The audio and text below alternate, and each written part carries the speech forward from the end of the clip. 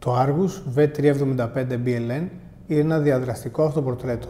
Ο χρήστης μπορεί χρησιμοποιώντας το να καταστρέψει το πορτρέτο του δημιουργώντας ένα μουσικό ηχοτοπίο.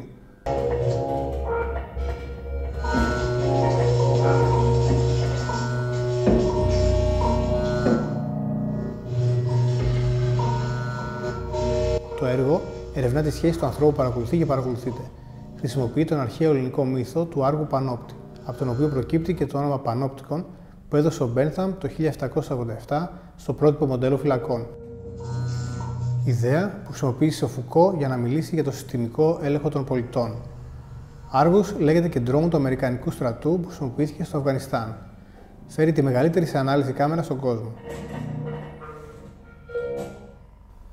Σύμφωνα με τον μύθο, ο Άργος ήταν ένας γίγαντας με ένα ή πολλά μάτια που δεν κοιμόταν ποτέ και η Ήρα τον είχε βάλει να φυλάει την Ιώ, ερωμένη του Δία.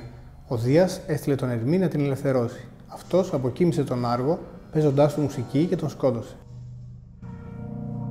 Το Argus είναι μια ξύλινη κατασκευή ύψους 1,5 μέτρου. Μέσα του περιλαμβάνει μια οθόνη υψηλής ανάλυσης, 2 ηχεία, 3 κάμερες που καταγράφουν μια ευρία γωνία μπροστά στην εγκατάσταση, 3 σένσορες απόστασης και έναν υπολογιστή.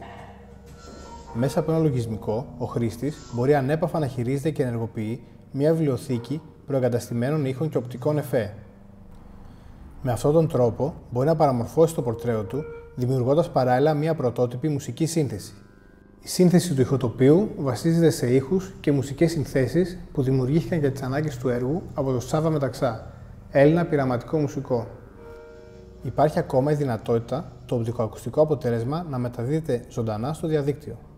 Το 2020 χρησιμοποιούνται 3,75 δισεκατομμύρια έξυπνα κινητά τηλέφωνα στον κόσμο.